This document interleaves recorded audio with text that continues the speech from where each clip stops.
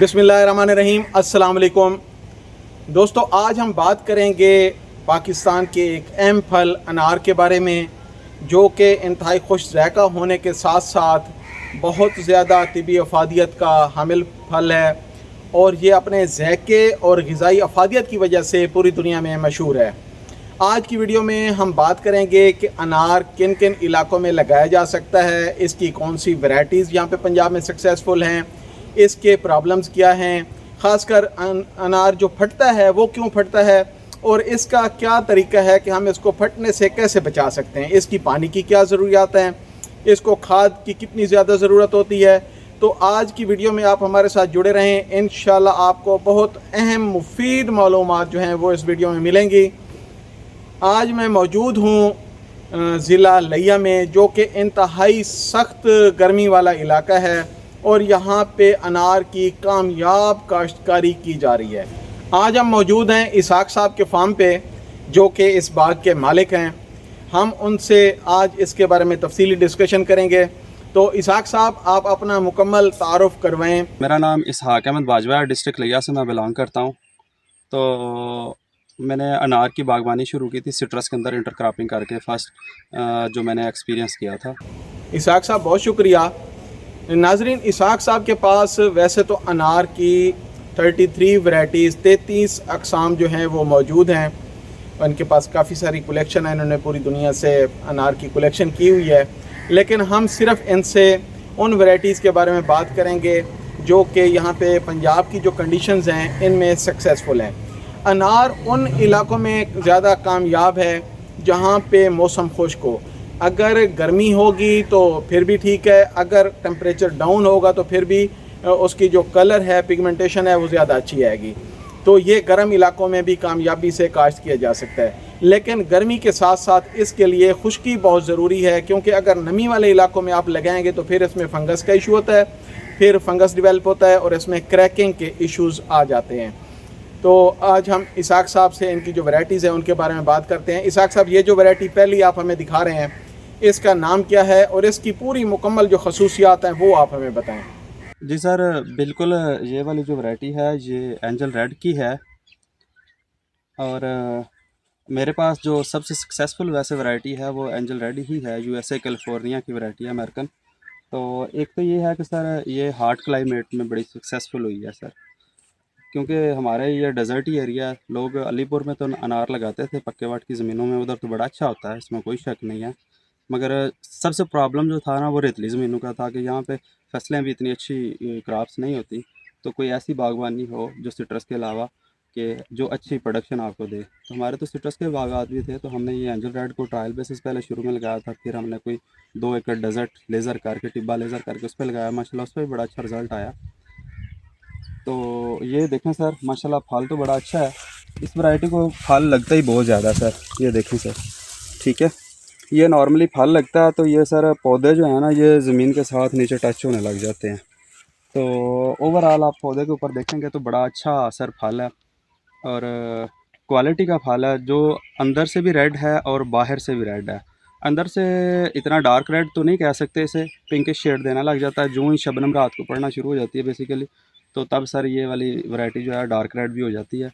मगर नॉर्मली क्योंकि ये पिंक की होती है तो ये स्वीट हो जाती है। बेसिकली ये तुर्श वैरायटी नहीं है सर, ये भरपूर मीठी वैरायटी है। तो बाकी सॉफ्ट सीडेड भी है, इसमें सीड जो हैं वो इंतहाई सॉफ्ट हैं सर।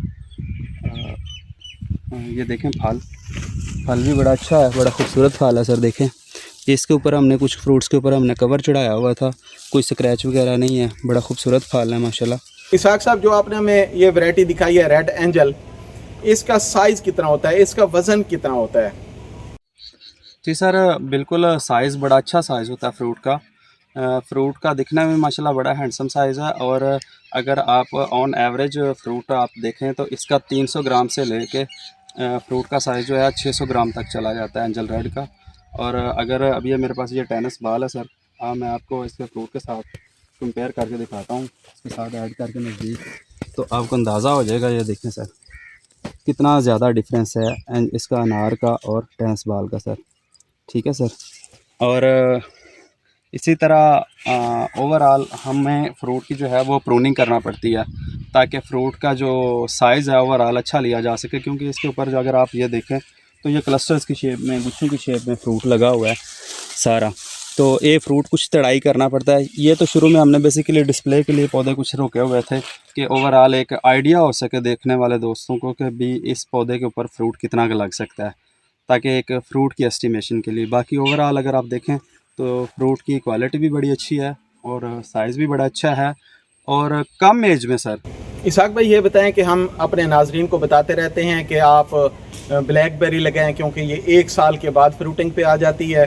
तो आप हमें बता रहे थे कि जो अनार है वो भी 1 साल में फ्रूटिंग पे आ जाता है, तो इसको ज़रा तफसील से बताएं कि 1 साल के बाद इसकी पैदावार कितनी होती है। जी सर, बिल्कुल ऐसा ही है सर। ये 1 साल का ही पौधा होता है तो ये फल देने लग जाता है सर। 1 साल के बाद ये फल देने लग जाता है और इतना अखराजात आपको पहले साल में ये दे देती है। ये वैरायटी 5 से 15 किलो तक फल ले जाती है पहले साल में, अगर अच्छी केयर की गई हो तो ये अपने खाद के, फर्टिलाइज़र के जो एक्सपेंसेस हैं वो आपको यूँ समझ लें ये बाग पहले साल में दे जाता है। हमारे नाजरीन को आप ये बताएं कि अनार का जो एक मैच्योर पौधा होता है उससे हम कितना एक फल ले सकते हैं। जी सर, बिल्कुल सर। इन पौधों के ऊपर मौजूदा टाइम पे भी जो फ्रूट है सर वो तकरीबन 15 से 20 किलो के राउंड अबाउट है फल। तो जो एक मैच्योर पौधा होता है सर, वो मैच्योर पौधा 1 मंथ तक फल दे जाता है। मगर इस वैरायटी का जो नॉर्मली साइज़ रखा जाता है वो बहुत छोटा साइज़ रखा जाता है पौधे का। इतना बड़ा साइज़ पौधे का नहीं रखा जाता क्योंकि इसके अंदर रोशनी, हवा, धूप प्रॉपर गुजरे ताकि किसी किस्म की बीमारी ना आए। तो फल लेने को तो आप 2 मंथ तक भी ले सकते हैं, मगर मैक्सिमम जो है 25, 30, 35 किलो तक अगर फल लेंगे, पौधे का साइज़ छोटा रखेंगे, कैनोपी एक लिमिटेड सी रखेंगे तो बीमारियां भी कोई नहीं आएंगी और फल भी बड़ा अच्छा और अच्छे साइज़ में जो है वो प्रोड्यूस होगा। माशाल्लाह ये पौधों के ऊपर आप फल देखें, बड़ा शानदार और बड़ा खूबसूरत फल है। और ये देखें, अगर आप इसकी टहनियों पे देखें तो ये फल नीचे तक लगा हुआ है। इस पौधे के ऊपर बहुत ज़्यादा फल है। ये पौधे ऐसे हैं कि एंजल रेड के बहुत कम एज में ये फल जो है क्लस्टर की शेप में ले जाते हैं। तो हमने कुछ फ्रूट्स के ऊपर कवर भी किया हुआ था, फ्रूट कवर जो आम मार्केट से खाकी लिफाफा सा मिलता है, ताकि इनको ऊपर फ्रूट फ्लाई और उससे सन बर्निंग से भी बचाया जा सके, ताकि फ्रूट की कॉस्मेटिक लुक जो है ना वो अच्छी आए इसके अंदर। अब ये देखें सर, तो इसके अंदर फ्रूट की कॉस्मेटिक लुक बड़ी अच्छी रहती है। फ्रूट फ्लाई बाकी चीज़ों से भी बड़ा अच्छा प्रोटेक्ट रहता है और स्क्रैचेस वगैरह नहीं आते। फ्रूट की जो है खूबसूरती बड़ी अच्छी आती है। इसाक भाई, आप ये जो अनार आपने लिया हुआ है इसको ज़रा काट के दिखाएं ना। रेड एंजल का जो फ्रूट है अंदर से काट के दिखाएं कि ये अंदर से किस तरह का होता है, क्या ये जूसी है या किस तरह का है, इसका अंदर से रेड है। ये ज़रा काट के हमारे नाजरीन को दिखाएं आप। जी अकील भाई, बिल्कुल इसका अंदर का फ्रूट मैं आपको दिखाता हूँ। ये देखें माशाल्लाह, इसके अंदर का फ्रूट बड़ा शानदार है। अंदर का आपको कलर इसका मैं चेक करवाता हूँ सर, और ये बड़ी सॉफ्ट सीडेड वैरायटी है सर।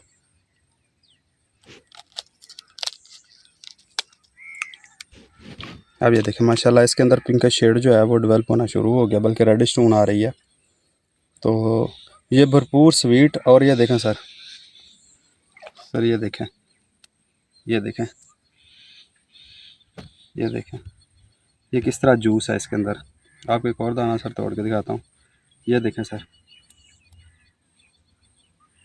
ये देखें, इसके अंदर जूस भी जो है वो रेड हो चुका हुआ है माशाल्लाह। इसाक भाई, अब आप हमें अनार की कौन सी वैरायटी दिखा रहे हैं। जी अकील भाई, बिल्कुल ये जो वैरायटी है ये इजिप्शियन है। इसका साइज़ इतना बड़ा है अनार का, जो नॉर्मली आपको मार्केट में इस जैसा साइज़ आपको नज़र नहीं आएगा। अगर आप इस फ्रूट की आप कॉस्मेटिक लुक देखें तो शायद इतनी प्यारी और इतना गुलाबी और बहुत खूबसूरत चमकदार फ्रूट है। तो इसका साइज़ ऑन एवरेज जो है वो 400 ग्राम तक होता है। और इसका साइज़ ओवरऑल जो मतलब है सिलेक्टिव आप फ्रूट के दाने गिने तो 600-700 ग्राम तक भी चले जाते हैं। इस वैरायटी में ये खूबी है सर। और दूसरा ये कि ये ऊपर से गुलाबी है इसका कलर, अंदर से ये वाइट है। और मैं नहीं समझता शायद पाकिस्तान में ऐसी कोई वैरायटी हो जिसका फ्रूट साइज़ इतना बड़ा हो। इसाक भाई, आज मैं मार्केट में चेक कर रहा था कि मार्केट में तो जो अनार मिल रहा था उसका रेट था 600 रुपये किलो। तो आप ये बताएं कि ये जो वैरायटी आपके पास है इसका मार्केट में क्या रेट है, और भगवा और जो रेड एंजल है उनका क्या रेट है? जो पिछले साल हमने इसके फ्रूट सेल किए थे वो हमने 3.5 किलो का कर्टन मुल्तान में भेजा था। शॉप पे ये 69 शॉप है, मेरा ख्याल रहीम साहब हैं उनको, तो उन्होंने 3.5 किलो की कर्टन की पैकिंग थी, वो टोटल हमारे इसके 1200 रुपये में कर्टन सेल हुआ था। और जो दूसरा था हमारा एंजल रेड और भगवा की पैकिंग, वो हमारे कुछ हज़ार में कर्टन सेल हुए थे, कुछ 1200 की। उसकी रीज़न यही थी कि एंजल रेड और भगवा का थोड़ा सा ए, बी और सी ग्रेड 3 फ्रूट थे, मगर ये इजिप्शियन एक ऐसी वैरायटी थी जिसका ओवरऑल साइज़ जो था ए और बी में था। तो ए में भी कह लें तो आप ज़्यादा फ्रूट था ओवरऑल, मतलब है इसका साइज़ इतना बड़ा था। हाँ, इवन के ये अंदर से वाइट था, उसके बावजूद इसकी प्राइस हमें एंजल रेड से भी ज़्यादा मिली है। तो ज़ाती तौर पे मैं इसे नहीं पसंद करता था, क्योंकि मैं एक माइंड सेट है रेड वाला, मगर जब ये पैसे इसके अच्छे बने हैं तो यकीनन ये एक अच्छी वैरायटी साबित हुई है, जिस वजह से मैं कहता हूँ कि हाँ, अगर बीइंग अ फार्मर आपने अच्छे पैसे अर्न करने हैं तो फिर ज़रूर आप इस वैरायटी को लगाएं। इसाक भाई, आपने इसको कितने फासले पे लगाया हुआ, मतलब है कि इसकी लाइनों और पौधों का जो दरमियानी फासला है वो आपने कितना एक रखा हुआ है? क्या सारी वैरायटीज़ के लिए एक ही फासला ठीक है, या इसके लिए हम मुख्तलिफ फासले रखते हैं मुख्तलिफ वैरायटीज़ के लिए? बिल्कुल सर, इसके पौधे जो हम रिकमेंड करते हैं वो एकड़ में 15,000 रुपये 10 पे ये वैरायटी अगर लगानी है तो, जैसे कि पहले आपको बताया गया कि एंजल रेड और भगवा लगाएं तो उसे 12 बाय 10 पे लगाएं, 12 बाय 8 पे लगाएं। इजिप्शियन अगर आप लगाते हैं तो इसको 15 बाय 10 पे लगाएं मिनिमम, इसका डिस्टेंस जो है ना, और आइडियल डिस्टेंस जो मैंने ऑब्ज़र्व किया वो यही है। बाकी हमने तो ये सिट्रस के अंदर शुरू की स्टेज में पहले ये ट्रायल वाले प्लाट्स लगाए थे। दूसरा प्लाट हमारा जो है वो डेजर्ट के ऊपर प्रॉपर सिर्फ 12 बाई 8 पे एंजल रेड लगा हुआ है। भाई, ये जो अनार की वैरायटी है ये कौन सी है? जी सर, ये बिल्कुल ये वैरायटी है भगवा है, इंडिया की। दिखाऊं तो आप ये देखें, ये एक कम से कम ये 600 ग्राम का अनार है ये वाला। इसका साइज़ बहुत अच्छा हो गया हुआ है माशाल्लाह। ये भगवा थोड़ी सी लेट वैरायटी है, ये अंदर बाहर से डार्क रेड हो जाती है। तो भगवा का ये है कि फ्रूट अच्छा लेता है, मगर ये शुरू की स्टेज में थोड़ा सा खट्टा होता है, बाद में जाके स्वीट होता है। ये थोड़ी लेट वैरायटी है। अच्छा, आप ये बताएं कि रेड एंजल और जो भगवा है, इनमें से जो बेहतरीन वैरायटी है वो कौन सी है, रेड एंजल या भगवा? कौन सी आप वैरायटी का मशवरा देंगे कि कौन सी वैरायटी लगानी चाहिए? जी सर, बिल्कुल एंजल रेड के मुकाबले में मैं तो कहता हूँ कि एंजल रेड सबसे बेस्ट है। उसकी रीज़न ये है कि वो ज़रा अर्ली वैरायटी है और स्वीट इन टेस्ट है, मतलब उसमें तुर्श नहीं है। इसी तरह अगर ये देखें, बेसिकली अब हो लेट गए हैं सर, फ्रूट की काफ़ी हद तक हम लोगों ने पिकिंग कर ली हुई है, तो कुछ फ्रूट जो है हमारे पास बचा हुआ है। आप देखें सर, ये इसकी शेड देखें, बहुत प्यारी पिगमेंटेशन सी हुई है रेड स्टोन की। अगर कवर ना चढ़ाएं या वो नॉन वोमन चढ़ाएं तो फिर तो डार्क रेड हो जाता है, क्योंकि ये मैंने जुगाड़ टाइप लगाया हुआ था तो इसमें रेड पिगमेंटेशन आई हुई है ऊपर से, ये अंदर से तो होपफुली ये डार्क रेड होगा। इसाक भाई, ये अनार काट के ना, ये भगवा वैरायटी वाला, ये आप हमारे नाजरीन को दिखाएं कि ये अंदर से किस तरह का अनार है।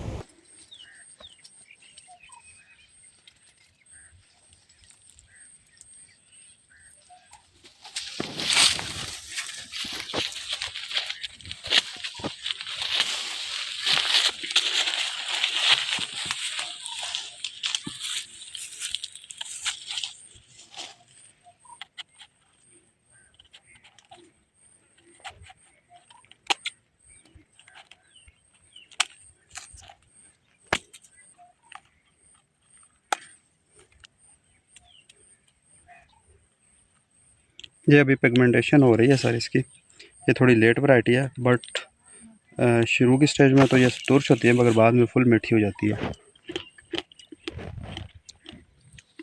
मीठी हो चुकी है ये भी सर, तुर्श नहीं है अब, बट कलर पिगमेंटेशन आप देखें तो ये रेड स्टोन आना शुरू हो गई है सर इसके अंदर, और पिंकिश शेड तो ओवरऑल हो चुकी है और ये रेड स्टोन आना शुरू हो गई है, जैसा कि ये देखें ना दानों के अंदर सर। इसाक भाई, अब ये बताएं कि ये आप अनार की हार्वेस्टिंग कब करते हैं, ये फल कब पकता है?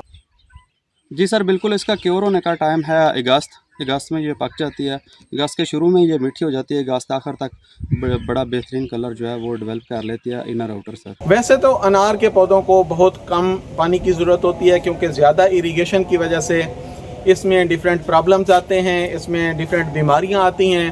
ख़ासकर जो बैक्टीरियल ब्लाइट होती है वो आती है, जिससे अनार की क्रैकिंग हो जाती है।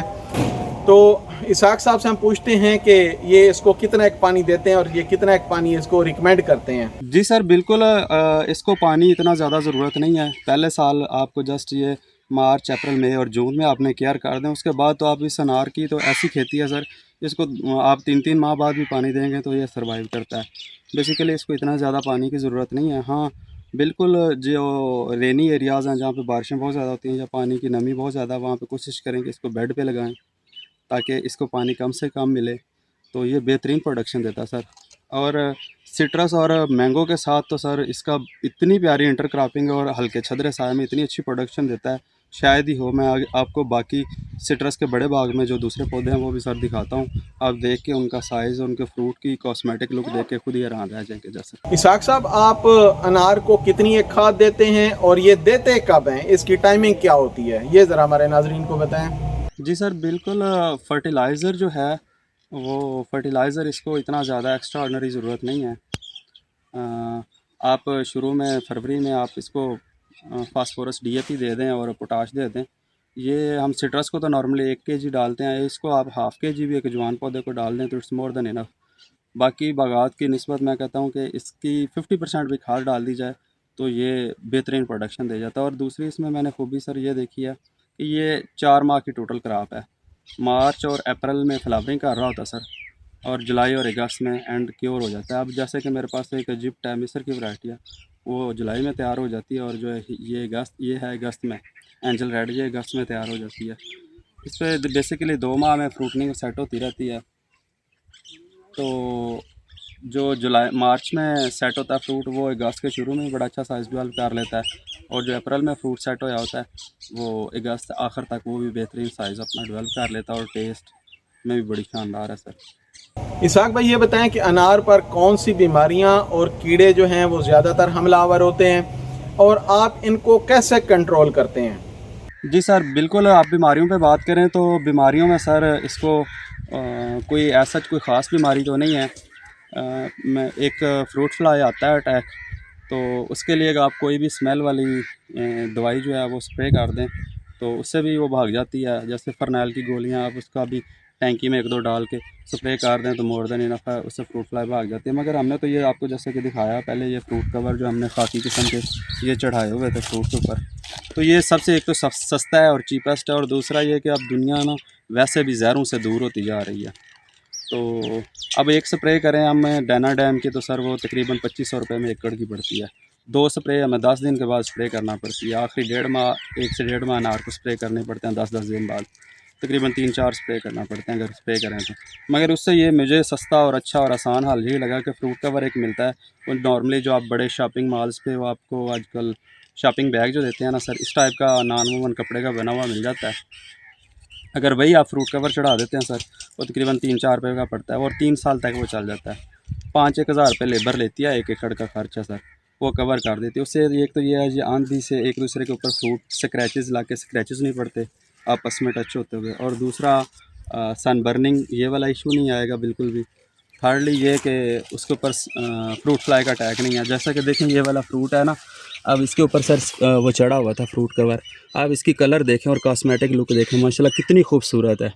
तो इस तरह का जो फ्रूट होता है सर वो ज़्यादा शानदार और ज़्यादा अट्रैक्टिव होता है सर। इसहाक साहब, ये बताएं कि जो बैक्टीरियल ब्लाइट है वो तो बहुत ही इसकी अहम बीमारी है और इसकी वजह से अनार में क्रैकिंग होती है, अनार फट जाते हैं। हमारे जो मुख्तलिफ नाजरीन हैं उनके मैसेजेस भी आते रहते हैं कि हमारे जो अनार हैं उनमें क्रैकिंग हो जाती है। इसमें मुख्तलिफ फैक्टर्स वैसे तो होते हैं कि इसमें जो वैराइटीज़ होती हैं उनकी सिलेक्शन होती है, लेकिन आप ये बताएं कि आप इसको किस तरीके से ये कंट्रोल कर रहे हैं। जी सर बिल्कुल, वो हड्डा और बैक्टीरियल ब्लाइट तो खैर बिल्कुल भी नहीं आती। उसकी रीज़न ये है कि मेरे ख्याल में वो जहाँ पे ओवर इरीगेट करते हैं ना, ज़्यादा अनार को पानी लगाते हैं, वहाँ पे हड्डा और बैक्टीरियल ब्लाइट आता है। ज़्यादा पानी देते रहें या उसके अंदर फसलें वगैरह काश्त करते रहें बड़े बाग के अंदर, तो मेरे ख्याल में बड़े बाग के अंदर फसलें काश्त करने से अवॉइड करना चाहिए, तो फिर आपको ये प्रॉब्लम भी नहीं आएगी। अब देखें ना सर, ये अंदर वाली साइड पर स्पेशली फ्रूट को देखें ना, ये देखें बड़ा बेहतरीन फ्रूट है इसके अंदर सर, ठीक है। और ओवरऑल